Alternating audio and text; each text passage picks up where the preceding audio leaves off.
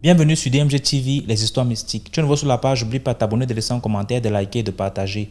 Tu veux raconter une histoire? Il y a un numéro à l'écran sur le plus 237 655 81 90 17. Envoie ton histoire et on va jouer sur Facebook, YouTube et TikTok. On poste plusieurs histoires tous les jours sur YouTube. La chaîne c'est DMG TV. On a aussi une deuxième chaîne YouTube exclusive où on poste tous les 14 heures. La chaîne c'est DMG TV, histoire mystique exclusive. Facebook c'est DMG TV. TikTok c'est DMG TV où on fait des directs tous les mercredis et les vendredis à 20h00 heure du Cameroun. Donc n'oublie pas de t'abonner sur Facebook, YouTube, TikTok pour ne pas manquer ni les histoires ni les directs. Voilà, ici on poste uniquement les histoires mystiques. Donc si tu as une histoire mystique, n'oublie pas d'envoyer. Ce qu'on fait, c'est pour sensibiliser, toujours laisser un like. Merci pour la force. Et donc maintenant on va passer à la première histoire. Bonjour DMG TV. Je suis Fabiola depuis le Cameroun. En fait, si je partage aujourd'hui l'expérience que j'ai vécue, c'est parce que je pense que ça en vaut la peine. Je pense aussi que la moralité de l'histoire que je vais raconter, c'est de ne pas essayer toutes les astuces qu'on lit sur les réseaux sociaux, banales qu'elles soient. Alors un soir, je suis sur mon téléphone.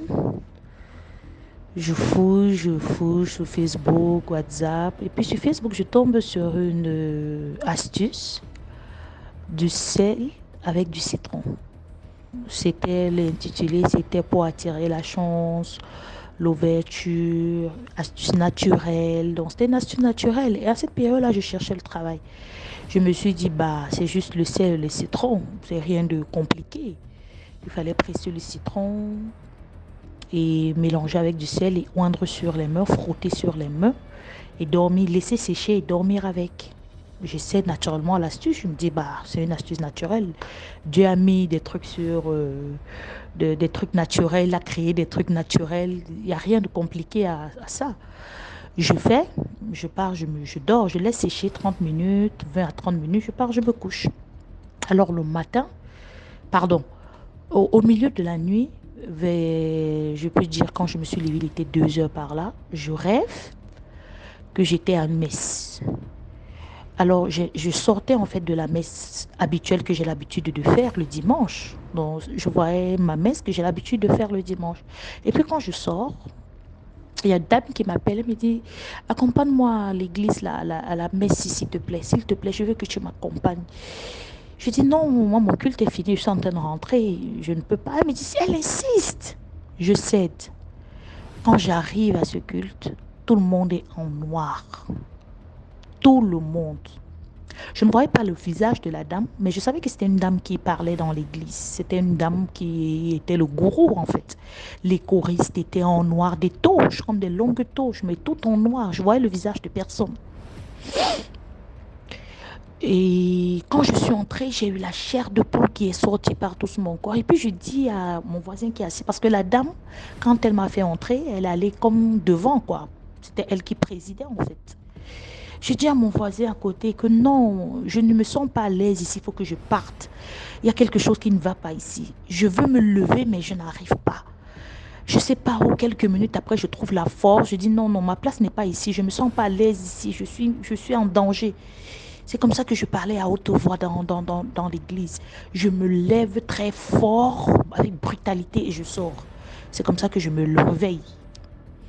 Je vois, il était 2h05, quelque chose comme ça. Je suis allée rapidement laver dans la salle de bain. J'ai lavé mes mains, j'ai fait ma prière. J'ai dit, Seigneur, vraiment, je ne sais pas ce que je suis allée essayer, mais je te demande vraiment pardon. J'ai prié cette nuit-là. En fait, quand j'ai appelé quelques jours après un ami prêtre pour lui expliquer, il m'a dit non, mais tu participes à une messe noire. Vous ne savez pas que toutes ces astuces qu'on met sur les réseaux sociaux là, beaucoup sont, on a incanté, on a prié, on a envoûté, ils ont envoûté cela. Donc genre, toute personne qui va l'essayer, on te capte. Je n'en revenais pas en fait, du haut de mes vieux âges que j'ai, de mon vieux âge que j'ai aujourd'hui, je n'en revenais pas. Que moi j'ai vu astuce naturelle, je ne me suis pas doutée, je sais que le citron, surtout que je n'ai pas vu des trucs compliqués, je n'ai pas vu de bougie, prends la bougie, fais ceci, elle dit citron et sel, j'essaye. Donc, vraiment, mes frères et sœurs, tout ce qu'on voit sur les réseaux sociaux, d'autres même, c'est les pipis, fais ceci, évitons, je vous en prie. Parce qu'aujourd'hui, tout ce qu'elles mettent sur des réseaux sociaux, là, des astuces, beaucoup sont travaillés. On travaille, elles font comme des formulations, comme des prières dessus, que toute personne qui va essayer tombe. Vraiment, restons vraiment ancrés en Christ. Merci, DMG. Merci beaucoup pour l'histoire. Maintenant, on va passer à la deuxième histoire. Coucou DMG, bonsoir DMG, bonsoir la famille DMG, ça fait un bail. En tout cas, chez moi, ça va pas mal. Je veux pas bien, ça va bien. Ça durait un peu, ça fait un bon 2 mois. Ok, sinon chez moi, ça va pas mal. En fait, j'ai une petite histoire à raconter à la communauté. En fait, mon histoire, c'est une histoire qui m'a été racontée. Donc, l'histoire, si c'est comment, c'est pour dire aux gens de... Parfois, c'est pas aller chez les fétiches ou bien chez quelqu'un pour aller faire quelque chose avant d'atteindre quelqu'un, si la personne te fait du mal. Donc, c'est pour dire aux gens de parfois, pour faire quelque chose, il faut bien réfléchir à la récompense.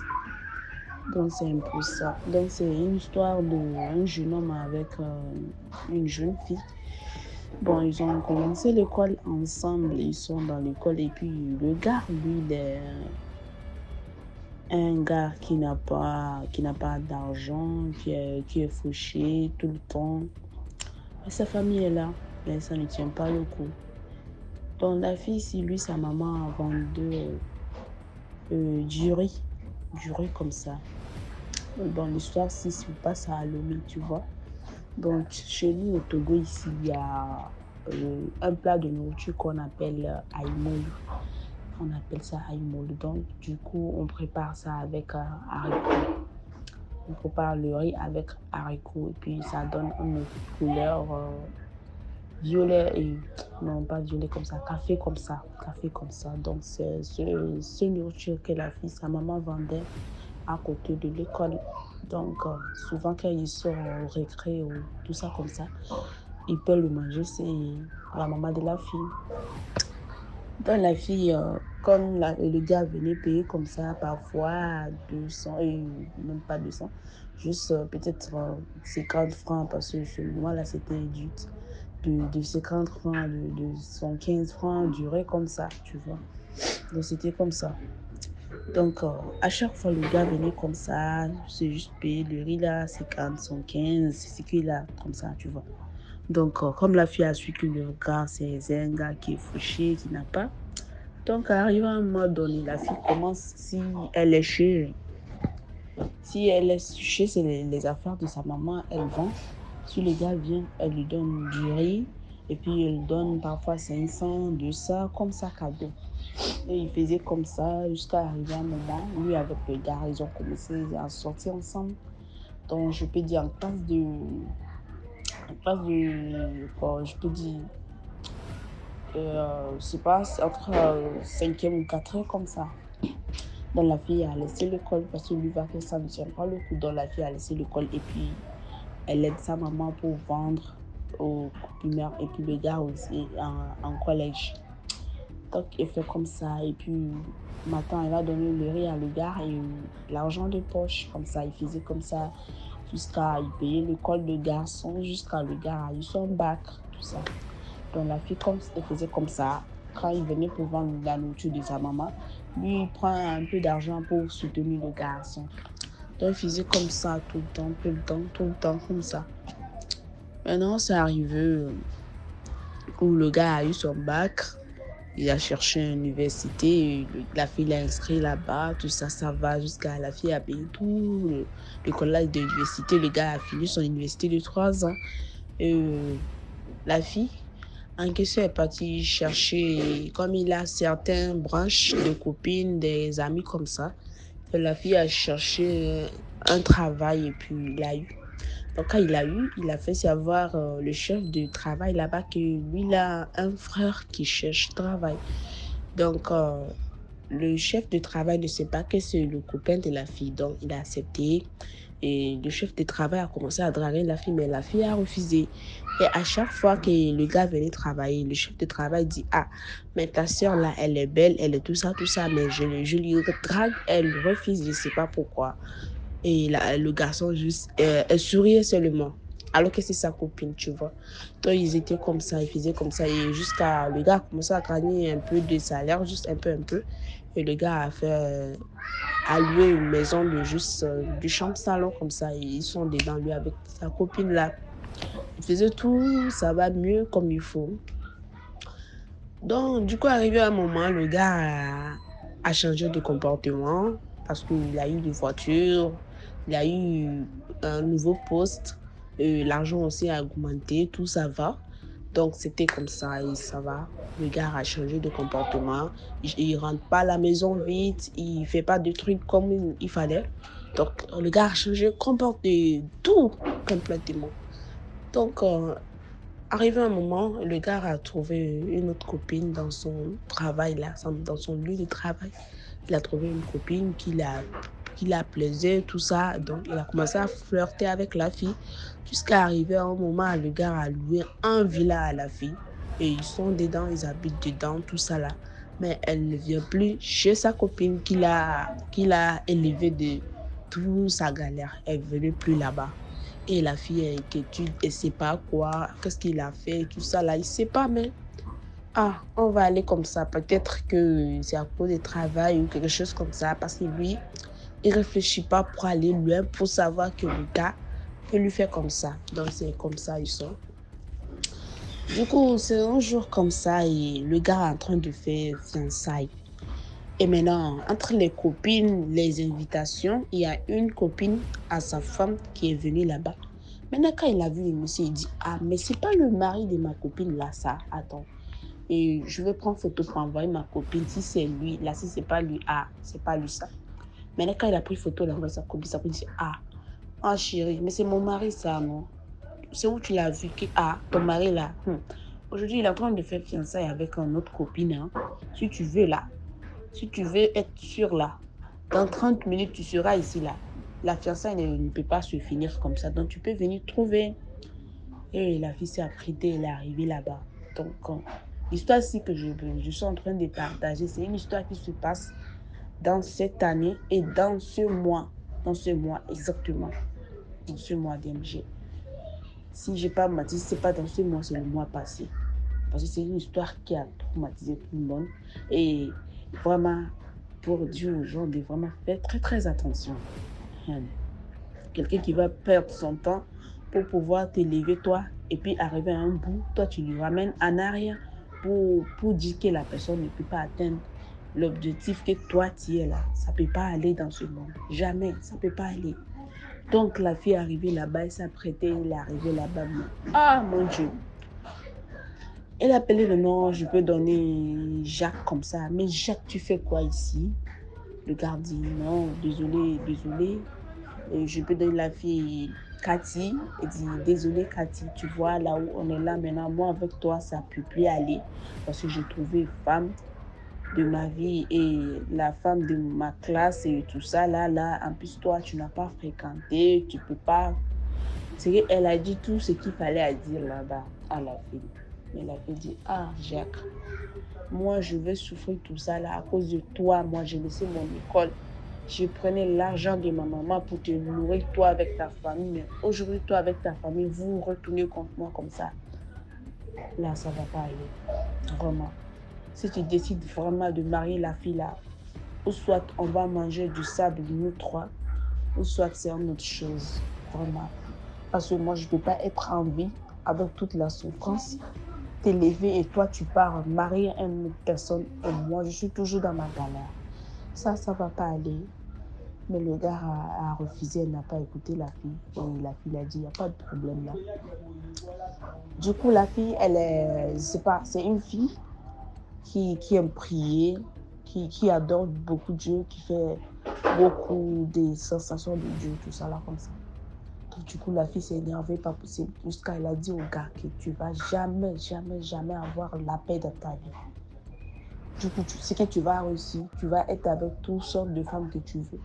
mais tu vas jamais, jamais, jamais faire l'amour avec aucune femme dans ce monde.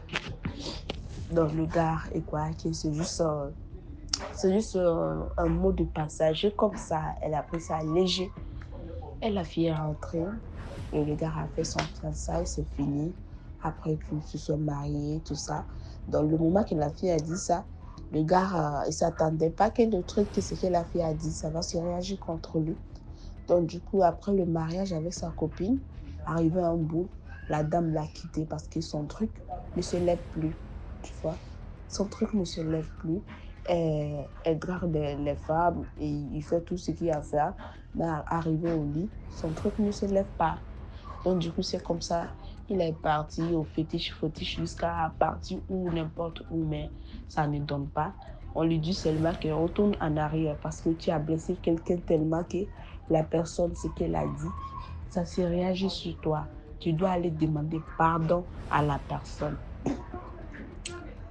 Maintenant, le gars, actuellement, l'histoire que j'ai dit, c'est le gars même qui a mené l'histoire à la radio Togo ici. C'est le gars qui a mené l'histoire à la radio pour bien éclaircir les gens, pour ne pas blesser les gens. Parce que si tu blesses quelqu'un, tu attends la récompense. C'est un peu ça. Donc du coup, le gars a passé du gens pour demander pardon à la fille. Mais la fille a refusé. La fille a dit, moi, je veux plus de toi. Mais ce que je t'ai dit là, tu vas souffrir dans ta vie.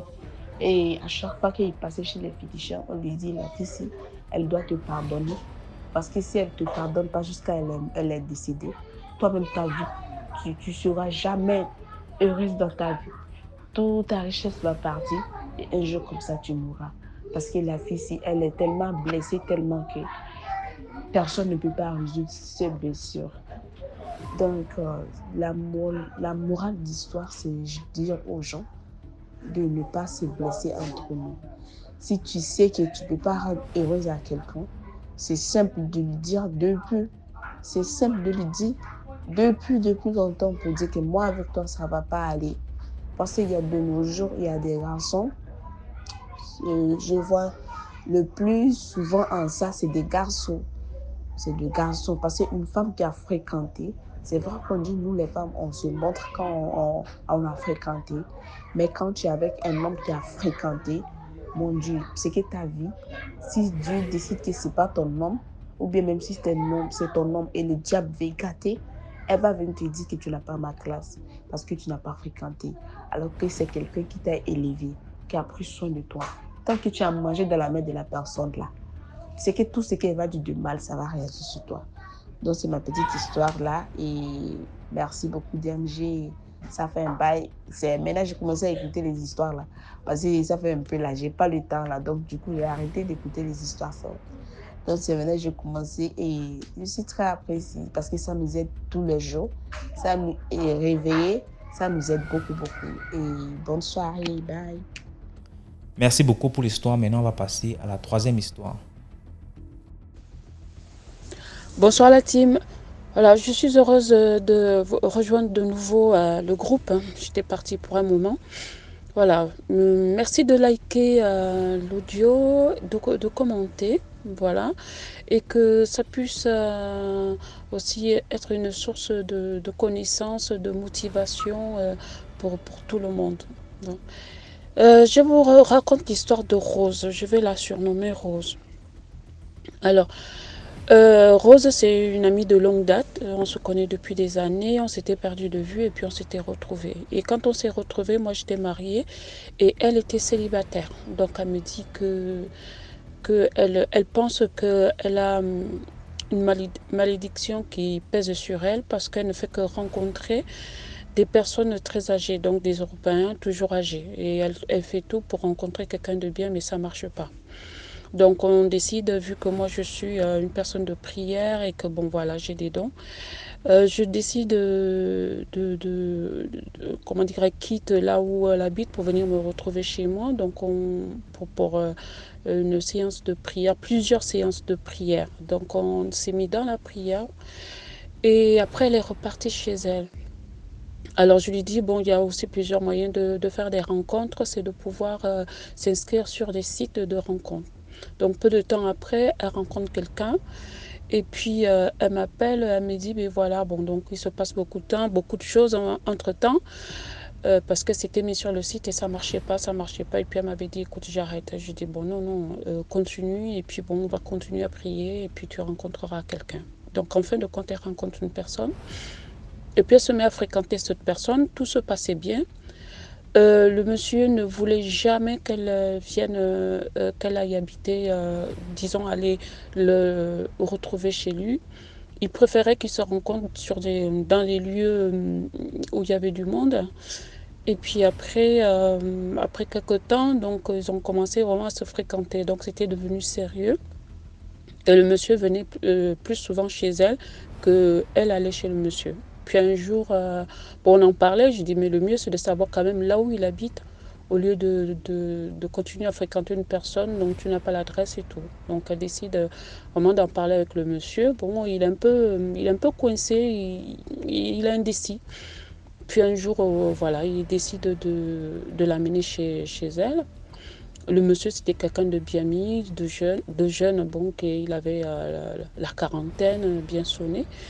Et puis là, ce qui se passe, c'est que bon, quand elle va voir le monsieur, par rapport à sa personnalité, par rapport à tout, elle ne s'attendait pas à se retrouver dans une demeure comme ça. Donc c'était en fait, elle m'appelle, elle me dit, écoute, je ne sais pas ce qui se passe, je viens chez ce monsieur qui a l'air d'être, voilà, quand on voit sa voiture, et par rapport à son travail, moi j'avais l'impression que c'était quelqu'un qui avait une maison, mais non, on arrive dans un appartement qui fait 40 mètres carrés tout au plus. Et puis il n'y a rien, il y avait que des bouquins de magie, des bouquins de tout, mais sauf vraiment, ça ressemblait plutôt à une bibliothèque qu'un appartement. Bon, je lui dis écoute, continue à le fréquenter, et puis après toi-même tu verras, c'est comme disait notre grand-mère, c'est la femme qui arrange l'homme, quoi. Donc peut-être que il n'a pas l'habitude, il n'a pas, bon c'est un vieux garçon, et puis voilà. Puis se passe quelque temps, donc un jour elle m'appelle, elle me dit je suis en train de vivre quelque chose de mystique. Ah bon, elle m'explique, elle me dit écoute, depuis quelque temps elle allait dormir chez lui, elle ne dormait pas de la nuit. La seule fois où elle a essayé de fermer les yeux, elle a senti qu'il y avait quelque chose qui la poussait hors du lit. Alors quand elle me dit ça, je me dis mais il y a un problème. Il faut absolument prendre des précautions, prier pour ne pas se retrouver embarqué dans une histoire pas possible. Et du coup, elle était vraiment embêtée. Elle était embêtée avec ça. Donc elle comprenait pas pourquoi ça se passait ainsi. Donc un jour, elle dort et là, elle entend une voix de femme. Elle entend une voix de femme qui lui dit c'est mon mari et je te demande de partir de chez moi. Et là, elle prend peur, elle se lève et elle entend tu n'es pas ici chez toi, tu ne peux pas être avec lui. Donc le matin, elle se lève, elle est complètement en panique. Je dis le matin, dans la même nuit, elle m'avait dit qu'elle était complètement en panique. Elle a attendu le matin. Elle a dit au gars écoute, le mieux c'est qu'on se sépare. Donc le gars, lui, n'a pas voulu. Il lui pose la question. Et lui, il est resté complètement muet. Il n'a rien dit. Donc c'est comme ça qu'elle m'appelle. Elle me dit écoute, est-ce que tu peux vraiment m'aider? Donc elle parle de moi à son homme là. Le gars dit ok, je veux bien rencontrer ta copine. Donc du coup elle est venue, ils sont venus ensemble, ils ont pris la route ensemble, ils sont venus me trouver là où j'habitais. C'était très très loin là, disons le gars il a quand même, pour lui c'était vraiment important. Donc ils sont venus à la maison, passer quelques jours à la maison. Et quand le gars, je l'ai vu, ce que j'ai vu ne m'a pas plu du tout. Et donc, j'en ai parlé avec ma copine, avec Rose. Je lui ai dit, écoute, soit tu romps avec lui, ou vraiment, si le gars, il est volontaire, peut-être que la chose qu'il habite va le quitter. C'est comme ça qu'on commence un travail. Et là, je vais découvrir que le gars avait commandé sur un bouquin à l'époque. Il avait vu une histoire de porte-monnaie. Donc le porte-monnaie d'argent, donc il avait commandé ce porte-monnaie là, il avait donc c'est un truc qui date depuis plus de 20 ans, donc il avait commandé ça, il devait avoir dans les 25 ans. Et comme il était très, très pauvre, donc il avait décidé, je vous parle de ça, c'est un Européen, hein, un métis européen, mélangé avec voilà, un type arabe. Et donc il a commandé ce porte-monnaie là. Et à partir de là, il a commencé à gagner beaucoup d'argent. Et il a trouvé un très bon travail. Il était payé à plus de 4000 euros. Mais le problème, c'est que quand on voyait le monsieur, à part la voiture, il n'avait rien qui pouvait montrer que c'était quelqu'un qui gagnait bien sa vie. L'appartement était minable. Et en plus de ça, au niveau de son travail, c'était quelqu'un qui était le genre, une personne qu'on a mise au placard. C'est-à-dire qu'il passait. Personne ne le calculait, voilà, il était taciturne comme gars, le visage complètement fermé. Il avait une espèce d'aura là qui dégageait, qui faisait peur à tout le monde. Donc du coup, quand moi j'ai vu tout ça, je lui ai posé la question. Au départ, il ne voulait pas me dire. Après, il m'a dit, oui, moi, je sais tirer les cartes, je fais ci, je fais ça. Je lui ai dit, bon, montre-moi. Il avait amené les cartes, on a regardé. Après, je lui ai dit, écoute, voilà ce que moi je vois, si tu es d'accord. Il me dit, ok, moi je suis d'accord de me débarrasser de ça. Donc on a fait un grand travail. Mais dites-moi, je crois le deuxième jour, j'ai été attaquée chez moi. J'ai été attaquée par une espèce de femme, là, qui ressemblait à c'était une Européenne. Elle m'a attaquée dans mon sommeil. Moi, je dis dans le sommeil, non, en vrai. Et donc, je lui ai dit, ben, moi, je ne vais pas parler à ta place. C'est toi qui dois refuter la chose. Soit tu romps complètement avec elle et avec ce qu'il faut. Donc en fait ce qu'on a fait, on a fait un truc bon que j'avais appris quand j'étais avec les conférences et avec les collègues et tout, c'était de paralyser la chose. Donc on a fait, je l'ai aidé à faire ça, à paralyser cette chose qui le poursuivait partout et de déménager. Donc sitôt rentré, donc on a fait des bains, on a tout fait. On a fait espèce de sauna pour se nettoyer de tout cela, de son aura, et puis après de quitter la demeure où il était. C'est-à-dire comme s'il était confiné dans cet appartement depuis des années.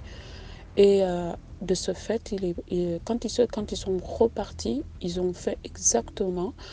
On a fait le rituel de paralysie, donc pas lui, de paralyser la chose et de quitter la maison, de quitter l'endroit, d'assainir l'endroit et de partir. Donc il est parti. À partir du moment où il avait fait tout ce qu'il fallait, et ils sont allés, ils ont trouvé un appartement tous les deux, ils se sont installés ensemble et il n'y a plus eu de visite, tout se passait au mieux pour eux. Et au jour d'aujourd'hui, ils sont mariés. Voilà, j'ai écourté l'histoire. Mais c'est un conseil que je veux faire, que je veux donner à tous ces jeunes-là qui veulent gagner rapidement de l'argent. Parce que quand vous évoquez les esprits de sirènes, les esprits des femmes de nuit et tout, vous vous retrouvez embarqués dans une histoire où, si vous ne faites pas attention, vous les hommes ou les femmes, vous allez vous retrouver avec une femme hyper jalouse, qui existe seulement dans votre monde, dans le monde qu'elle va vous figer, et dans le temps, et par rapport aux autres, vous allez ressembler à un zombie. Donc ne faites pas cela. Travaillez même si les temps sont durs pour trouver un travail et tout. Travaillez quand vous gagnez honnêtement votre argent. Vous n'allez pas être embarqué dans une situation que vous-même qui va vous dépasser, parce que ce monsieur était dépassé par la situation. Tu ne connais pas les femmes ne te connaissent pas, aucune femme ne peut s'approcher de toi. Si Rose a réussi à s'approcher de lui, c'est parce que peut-être que Dieu, dans sa miséricorde, a voulu sauver cet homme-là. Donc voilà, c'est de vous dire, faites attention. c'est bien de vouloir avoir beaucoup d'argent, mais travailler à la sueur de votre front. C'est ce qui est recommandé à toute personne. Travaillez à la sueur de votre front et vous allez être béni. Parce que Dieu nous a donné une bénédiction. Tout le monde est béni, mais il faut savoir à quel moment ta bénédiction doit arriver dans ta vie. Voilà. Merci de m'avoir écouté. Merci de liker. Et à bientôt pour une autre histoire. Merci beaucoup pour l'histoire. Maintenant, on va passer à la 4e histoire. Bonjour DMG, bonjour la famille de DMG. Moi, c'est. Je parle mon nom. Je suis congolaise de Kin. Je tiens à expliquer mon histoire. En fait, c'est pas mon propre histoire. C'est une histoire que ma mère m'a racontée. Ça parle de sa jeune sœur. En fait, ça parle de la mort de sa jeune sœur. Voilà, comme routine, likez, partagez, commentez. Voilà, mon histoire parle de la mort de la jeune sœur de ma mère, donc ma maman Leki, ma maman Leki, donc ça veut dire ma tante maternelle. Voilà. L'histoire parle de la mort de ma tante. Ma tante, elle est décédée trop jeune, à 19 ans. Elle est décédée trop jeune, à 19 ans. Je tiens à préciser qu'elle était fiancée. Donc, elle est morte avant 12 jours de son mariage. Avant 12 jours de son mariage. Donc, elle devrait se marier dans 12 jours. Et son fiancé était en voyage. Il était en voyage. Une chose que Bon, il y a des choses que moi je voyais, malgré que j'étais trop jeune, j'étais trop petite. Il y a des choses que j'ai constatées avec ma tante, c'est que on peut rester... j'ai grandi chez mes grands-parents. Souvent, j'ai resté avec elle à la maison. Alors, une chose que j'ai remarqué, c'est que si elle entre dans une pièce de la maison, et si moi je la suis, en fait, je peux chercher partout, je ne la voyais pas. Je ne la voyais pas. Bon, en fait, comme j'étais trop jeune, c'était vraiment difficile d'expliquer aux grandes personnes que souvent quand je suis avec maman Leki, il y a ça. Alors, et quand tu entres comme ça, elle entre comme ça dans la maison, et toi tu la suis, et tu l'appelles, elle ne répond pas, tu cherches partout, tu ne la vois pas. Et quand je sors à l'extérieur, la voilà, elle est là, derrière moi. Donc c'est une chose que je ne comprenais pas. Alors, un jour j'étais avec elle, du coup elle est tombée. Parce que je précise bien, à cette époque-là, j'avais 5 ans. J'avais 5 ans. Du coup, elle est tombée. Et je me suis précipitée d'aller appeler des voisins. Et les voisins m'ont dit d'aller appeler mon oncle parce qu'il y avait mon oncle qui habitait tout près de ma grand-mère, de mes grands-parents. Et du coup, j'étais trop jeune. Bon, je n'avais même pas paniqué, c'est juste que j'ai vu ma tante tomber et voilà, j'ai appelé les voisins parce que j'essayais de la réveiller, elle ne se réveillait pas. Et j'essayais d'appeler les voisins. Les voisins m'ont dit d'aller appeler mon oncle. Et je me pressais pour aller appeler mon oncle. Du coup, je me suis croisée avec lui, il venait aussi nous rendre visite. Alors j'ai expliqué à mon oncle que non, il y a ma tante, elle est tombée, voilà. Il s'est précipité aussi. Ils ont pris ma tante, ils ont amené ma tante à l'hôpital et tout. Bon, pour moi, c'était fini. D'ailleurs, j'aimais fort aller la rendre visite pour manger la nourriture qu'elle ne mangeait pas. Voilà, c'est ce que j'aimais. Si j'arrive comme ça, elle me salue, elle m'accueille et tout. Bon, pour moi, c'était bien. Bon, comme j'étais trop jeune, je ne savais pas qu'elle était gravement malade. Et sa maladie était spirituelle. Bizarrement, j'ai appris, c'est avec le temps, après son décès, Donc, j'ai appris que on avait jeté un poisson dans son ventre, donc elle ne pouvait pas toucher de l'eau. Si elle touche l'eau comme ça, donc le poisson, pour le poisson, ils sont que il est dans l'eau. Voilà, maintenant les écailles, les épines là, maintenant ça piquait ma tante dans les ventres. Je ne sais pas si vous allez comprendre. Ouais, alors ça piquait ma tante dans les ventres. Et ma tante, c'est comme ça qu'elle souffrait et tout. C'est vrai, on avait appelé le serviteur de Dieu, on l'a soignée et tout. Du coup, elle est décédée. Maintenant, le jour de son décès, derrière la maison, il y avait son cercueil. Et moi, mon corps me disait d'ouvrir le cercueil. Tellement que mon corps me poussait à ouvrir le cercueil. Et notre voix me disait de ne pas ouvrir. En fait, tous les deux voix insistaient. Alors, je me suis éloignée du cercueil. Mais bizarrement, je ne comprends pas. À cet âge-là, j'ai compris que ma tante, elle est décédée. Et je commençais à avoir peur. Et ces jours-là, donc je m'éloignais pour pleurer. C'est comme ça. Du coup, maintenant, la partie mystique de cette histoire, c'est que la cousine maintenant de ma grand-mère, parce que je précise que ma grand-mère plutôt, elle était la fille unique de ses parents. Elle n'avait pas de frères, elle n'avait pas de sœurs. Alors elle était un peu trop attachée à ses cousins et cousines. Alors elle avait une cousine à elle qui délirait un peu. Donc elle peut être dans la douche comme ça, elle sort comme ça en criant « Oh non, elle est là. Elle me dit que elle me fait manger la viande. Elle dit que je mange que la nuit. Il faut que tu manges aussi pendant la journée. » Alors ma grand-mère, elle a eu pitié de sa cousine. Elle a appelé sa cousine. Parce que la cousine de ma grand-mère, parfois elle peut être comme ça, assise comme ça dans son salon.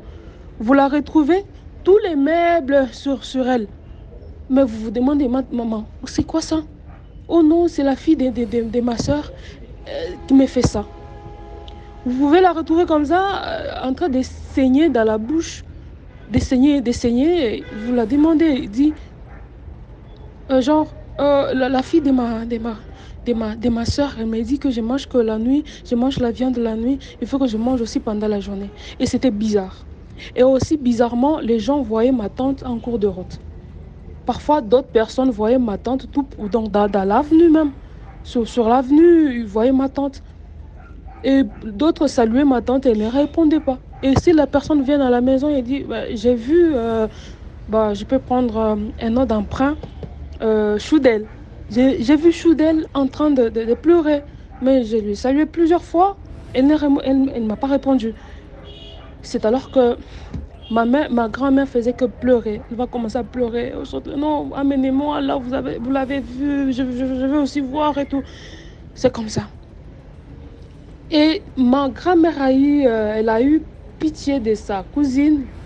Elle a amené sa cousine chez un pasteur.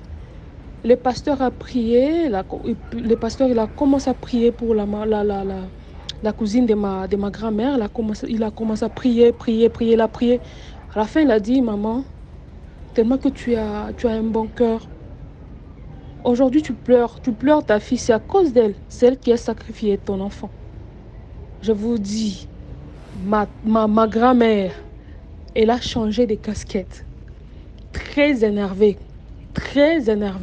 Et c'est alors qu'il y avait des complicités et tout. Il y avait vraiment des complicités avec des voisines et tout. Voilà. C'est un peu ça, c'est ça mon histoire. Ce que je peux dire aux gens, c'est que il faut pas vraiment faire il faut pas avoir trop confiance aux gens. Il faut pas avoir trop confiance aux gens. Donc il faut faire très attention, protéger ses enfants. Si vraiment ma grand-mère était prudente, elle allait... la vie de ma tante, aujourd'hui ma tante serait peut-être en vie. Une chose que j'ai oubliée, les fiancés de ma tante n'étaient pas au courant que sa fiancée est décédée et tout. Il n'était pas au courant. Il est revenu parce qu'il était parti trop loin dans une province de mon pays. Dans une province de mon pays. Et bah, en fait, à l'époque, il n'y avait pas, il y avait pas de téléphone et tout.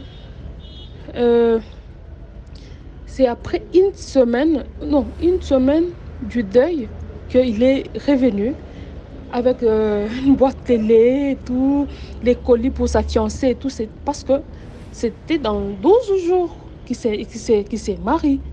Voilà.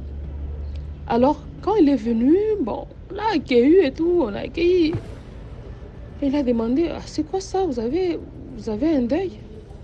Et on a dit, oh non, on est désolé, on a expliqué l'histoire et tout. Et son mari a dit, non, moi, c'est fini avec le femme, je vais rester comme ça, je ne peux plus me marier, tout. Jusqu'à maintenant, on ne sait pas, il est où, il vit où. Parce que, bah, vous voyez, les hommes, on peut dire ça, les femmes peuvent tenir, mais les hommes, je ne pense pas. Je pense que là, il est déjà marié peut-être avec beaucoup d'enfants. Alors, c'est ça mon histoire d'IMG. Que Dieu te protège, que Dieu te bénisse en tout cas, parce que ce que tu fais, en tout cas, ça, comme moi là, ça me remet, ça me remet en place. Parce que j'étais aussi par-ci, par-là. Mais, en tout cas, tes histoires m'aident en tout cas beaucoup. Ça m'aide en tout cas. En tout cas, que Dieu te protège, qu'il te bénisse. C'est ça mon histoire.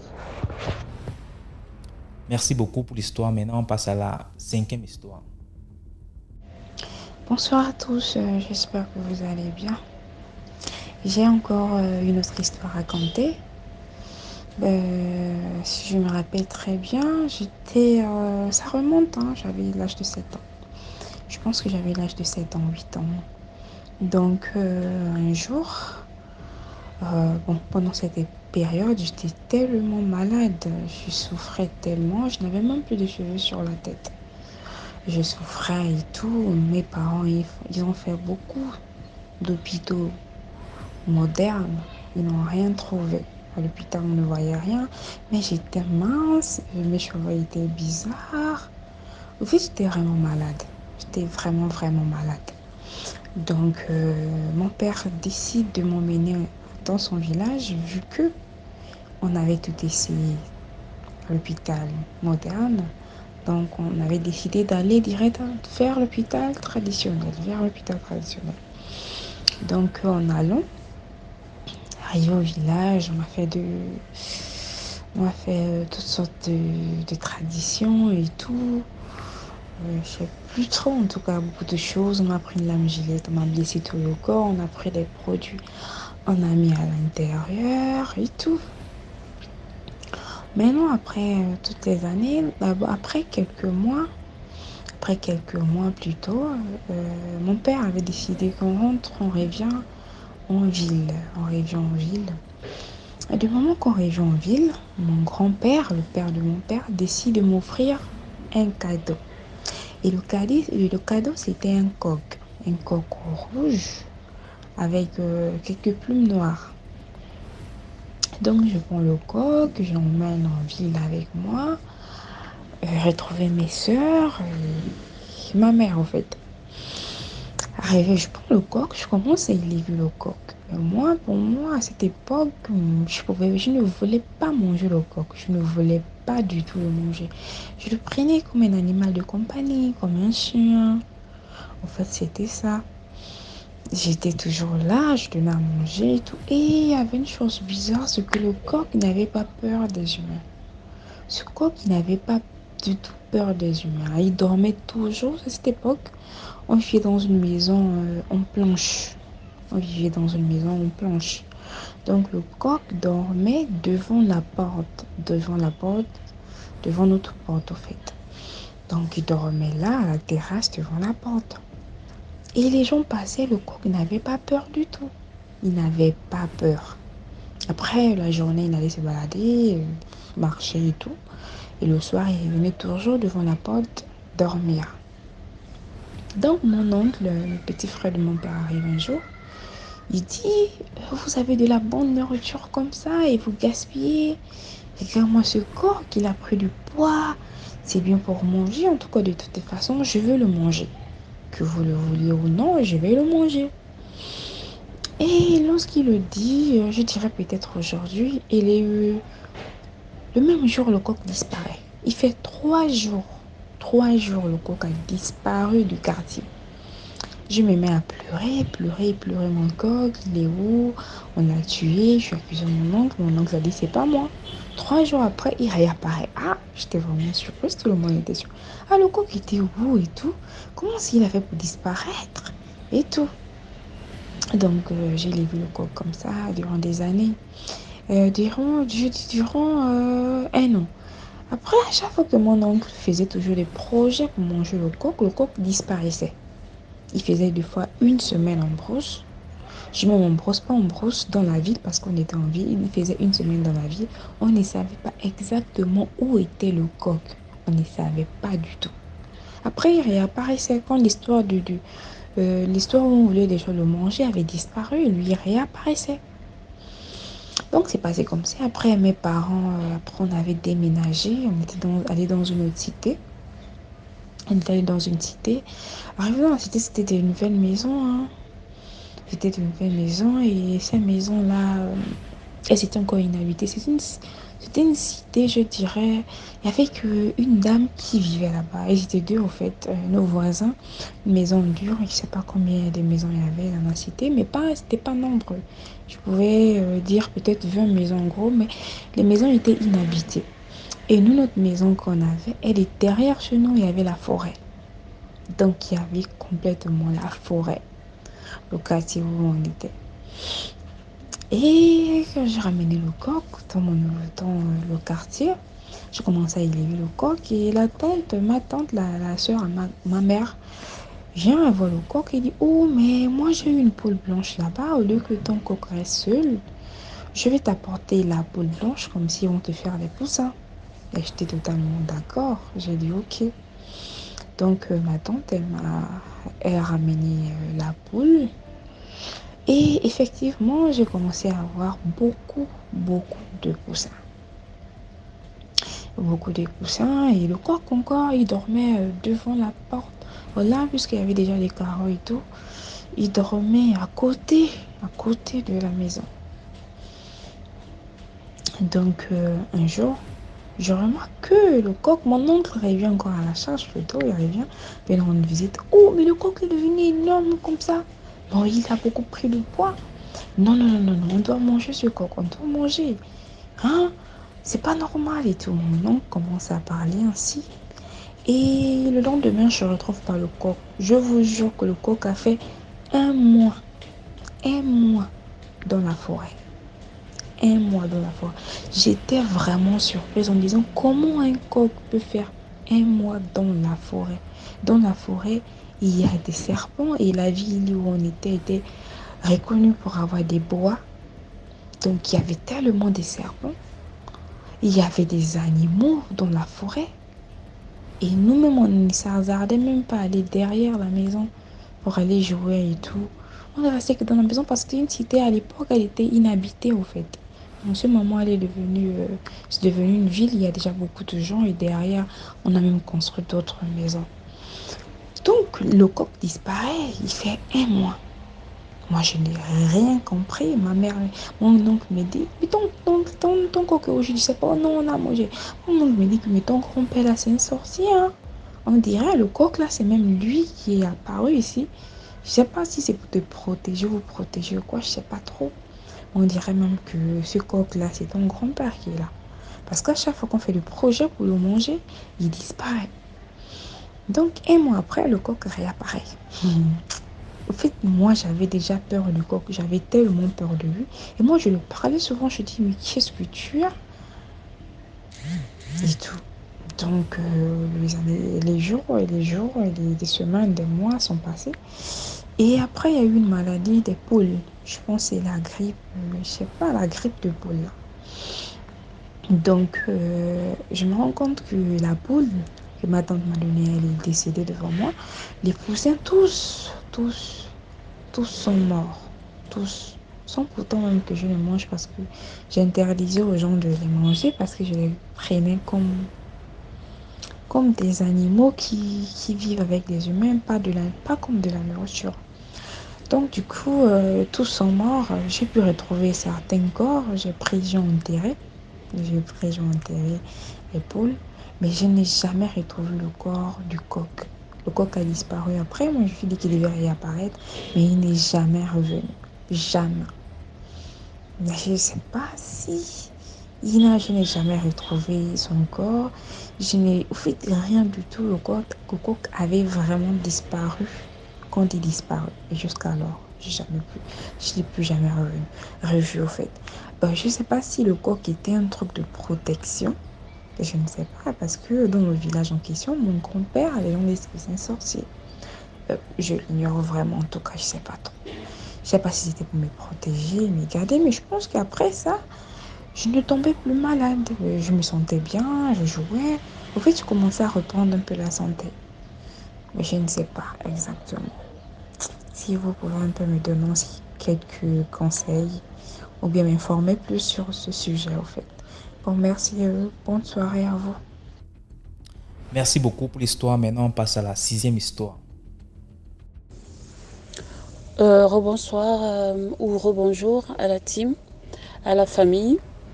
Voilà, je viens avec une autre histoire parce que bon, j'ai décidé un peu d'ouvrir un peu la boîte de Pandore depuis quelque temps.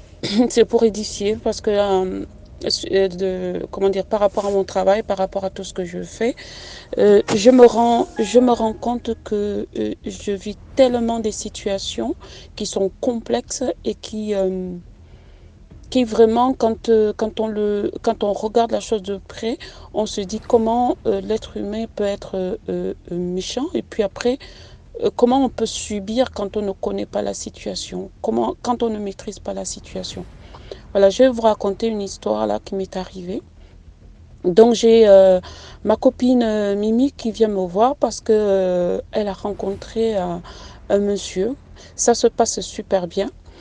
Mais par contre, la sœur du monsieur a des sérieux problèmes depuis quelque temps. Donc, leur grand-mère était décédée. Et donc, bon, je vais appeler sa belle-sœur là. Je vais la surnommer Flore. Donc, Flore va habiter dans la maison de leur grand-mère. La grand-mère, elle décède et décide d'aller habiter la maison de la grand-mère. Donc, un héritage. Ça arrive dans la maison de la grand-mère. Et je vais vous dire qu'ils ne sont pas africains, hein, c'est des Européens. Donc, ils vont habiter chez la grand-mère. Et puis, et Flore vit avec un monsieur, ça se passe super bien, donc le couple s'entend très bien. Le mec, c'est quelqu'un qui gagne bien sa vie. Et donc, ils vont habiter cette maison. Et au moins, comme ça, ils n'ont pas de loyer à payer. Voilà, ils ont moins de frais. Sauf que dans la maison, ils se rendent compte que leur couple commence à battre de l'aile. Donc, tous les jours, ils sont en train de se battre, tout le temps. Il y a une espèce d'atmosphère qui les tient, donc où ils ne peuvent plus se supporter. Et le copain de Flore commence à perdre des chantiers, parce qu'il avait plein de chantiers, commence à perdre des chantiers. Et l'argent commence à manquer dans le couple, ce qui engendre un stress et ça provoque des bagarres. Et donc Mimi m'en parle, elle me dit, mais c'est bizarre quand même, comme toi tu t'y connais. Et Mimi en fait avait rendu visite à sa belle-sœur. Et arrivée là-bas, elle avait ressenti quelque chose. Donc elle me dit, bon, moi je suis novice, mais toi comme tu t'y connais, est-ce que tu peux venir avec moi pour qu'on rende visite à Flore pour vraiment l'aider? Donc bon, je me prépare en conséquence et je vais chez eux. Et donc quand j'arrive chez Flore, au pas de la porte, je ressens vraiment une espèce d'énergie, mais vraiment c'était lourd en fait. Et je rentre dans la maison. Et je commence à inspecter la maison, les chambres, je passe partout, je regarde, je passe un moment avec Flore à questionner à quel moment et à quelle période ils avaient commencé à ne plus s'entendre. avec son mari et elle. Donc bon, elle me situe un peu dans le temps. Et donc, on passe un moment dans la prière et tout ça là. Et bon, on a fini de lire les psaumes. Moi, je suis avec ma Bible. Et je prends ma Bible en main. Je leur demande de sortir de la pièce. Je prends ma Bible en main. Je fais le tour encore. Et puis, quand j'arrive à la cuisine, c'était des vieilles maisons, hein, donc il y avait la cuisine avec des meubles à la cuisine avec plein de tiroirs. Je passe à côté, je sens comme si quelque chose voulait m'aspirer. Et ça fait bizarre parce que tu sens comment une forte énergie te tire, mais avec une force, une puissance. Et donc j'ai appelé Fleur, j'ai dit viens un peu, bon, et je dis à Mimi, bon si tu veux, tu viens m'assister, mais bon tu te mets un peu à l'écart. Et je dis à Fleur, ouvre-moi les tiroirs de ces meubles. Donc elle commence à ouvrir les tiroirs. Je lui pose d'abord la question, je dis qu'est-ce qu'il y a dans ces tiroirs? Elle me dit, ben ouais, des vieilles choses, des vieilleries que ma grand-mère avait laissées et tout. J'ai dit, ben, tu peux ouvrir les tiroirs. Donc elle ouvre elle ouvre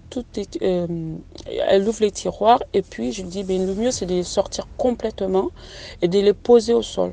Donc elle pose tout au sol et on commence à fouiller, On regarde les tiroirs, ben on ne trouve rien, et puis elle remet les tiroirs en place. Et puis il y a quelque chose il y avait un objet qui me saute à l'œil. Je lui dis, prends cet objet, mais le touche surtout pas. Trouve quelque chose. Et son mari dit, mais tiens, il y a des pinces de chantier, là on va les prendre. Donc ils prennent des pinces, et je prends ça, et c'était une espèce de médaillon. Oh là là, nous tous, moi j'ai eu juste le temps de m'accrocher à quelque chose, mais tout le monde était par terre. Le médaillon était en train de refléter quelque chose de puissant. Et je lui demande à qui appartenait le médaillon. Personne ne sait. On dit, oh, c'est peut-être pour la grand-mère et tout. Donc je reviens vers le médaillon, je prends quand même autorité, je retourne le médaillon. Il était daté des 1700, il y avait des écriteaux dessus avec des signes bizarres derrière le dos. Donc qu'est-ce qu'on fait? On se met tous à prier. Et donc je prends le médaillon, je dis ben, on va tester, on va voir. Donc comme il y avait une cheminée dans la maison, on prend le médaillon, on le jette à la cheminée et on ferme la porte. Comme c'était un insert, on ferme la porte de l'insert. Ça fait un boom dans l'insert et la porte en verre de l'insert était en éclat. C'est-à-dire que le médaillon avait sauté et ça avait fait éclater le verre de l'insert. Et ça faisait, donc on a eu peur que la maison prenne feu, donc on a ouvert l'insert. On a récupéré le médaillon, toujours avec les pinces. Et je lui ai dit d'appeler sa mère à elle. Et je lui ai dit, appelle ta mère de suite pour savoir si elle est au courant. Donc la mère dit, ok, j'arrive. Elle arrive, la mère dit, je ne connais pas ce médaillon. Et je ne l'ai jamais vu avec ma mère. On a toujours habité dans cette maison, mais jamais j'étais au courant de ce médaillon. Je savais même pas que ça existait, ce genre d'objet. Et je lui dis à la mère de Fleur, ben, reprends le médaillon, jette-le dans le feu. Elle reprend le médaillon, elle jette dans le feu, le médaillon, ça saute, ça revient vers nous. Donc c'était quelque chose qu'on ne pouvait pas maîtriser comme ça. Donc du coup, la mère a appelé la tante pour lui demander, pour lui en parler. La tante dit, ben, comme elle n'habitait pas loin, elle dit, ben, j'arrive. La tante aussi, elle arrive. Donc, c'est-à-dire la grande tante de Fleur arrive et puis elle aussi, elle vient regarder le médaillon. Elle me dit, mais je me souviens de ce médaillon, ça avait disparu. C'est un médaillon qui appartenait à une arrière-grand-tante qui possédait, qui était une liseuse de Bonaventure. Donc c'était une espèce de tzigane qui faisait dans l'occultisme et qui portait souvent ce médaillon. Et le médaillon avait disparu et personne ne savait où c'était passé quand la dame était morte. En fait, la dame était morte et le médaillon avait disparu. Et on ne sait pas pourquoi le médaillon a réapparu dans ce tiroir. Donc moi, j'ai pas voulu savoir. Tout ce que je sais, c'est que je leur ai demandé, que si j'ai dit à Fleur, si tu veux que toi, tu continues à vivre heureuse avec ton mari, le mieux c'est de s'en débarrasser. Donc après, je sais pas ce qu'ils ont fait. Mais ça avait vachement impacté tout le monde parce que pendant quelques jours, on avait très très mal au corps. Tout le monde, on s'appelait, on se relayait, on s'appelait. Et tout le monde avait mal partout. On avait très très mal partout. C'est comme si on nous avait bien frappé. Et voilà. Donc c'est pour dire que c'est pas seulement en Afrique où il y a des phénomènes de sorcellerie et de tout. Il y a aussi des maisons où vous pouvez aller habiter dans une maison. Je crois que j'avais fait un témoignage une fois où que j'étais rentrée dans une maison quasi neuve où j'ai subi. Donc faites attention de là où vous allez. Souvent ici en Europe, on loue des maisons, des vieilles maisons où il y a des fois des meubles. Donc faites attention quand vous louez des maisons comme ça. Inspectez chaque coin et recoin des maisons pour ne pas avoir à subir. Donc si vous avez, moi je donne un conseil, hein, nous qui sommes en Europe, quand vous arrivez dans une maison et que vous savez que cette maison, vous ressentez qu'il y a une espèce d'atmosphère, ce que je vous conseille, c'est d'acheter la pierre qu'on appelle l'œil de tigre. Vous achetez l'œil de tigre et vous positionnez dans chaque coin et recoin de la maison et vous priez. Et l'œil de tigre va aspirer la mauvaise énergie. Si vous n'avez pas sous la main le nécessaire pour pouvoir, le fameux bouquet garni pour assainir la maison, utilisez l'œil de tigre pour pouvoir assainir votre maison. Ou bien des orties. Donc vous faites un mélange d'orties et vous passez la serpillière, hein, vous faites bouillir l'ortie et vous passez, c'est ce que je conseille à tous mes élèves, de passer dans la maison vous nettoyez la maison avec l'ortie, vous le passez partout. L'ortie, c'est une plante qui est vachement, qui pique. Quand vous touchez la plante, elle vous pique vachement. Donc, voilà, urticaire. Donc faites attention partout où vous allez vous louer les maisons parce que depuis quelques années, je suis appelée partout pour aller assainir les maisons à cause de la magie qui a été pratiquée dans certaines demeures, surtout les vieilles demeures. Donc faites attention à ça. Donc je vous recommande de... Voilà, c'était tout pour aujourd'hui. J'espère que vous avez aimé la vidéo d'aujourd'hui. Commentez, likez, partagez et surtout donnez de la force. Partagez dans tous les groupes WhatsApp, tous les groupes Telegram, Facebook et ainsi de suite. On se reprend demain à 12h00 pour 6 autres histoires mystiques. Ciao, bye bye, portez-vous bien.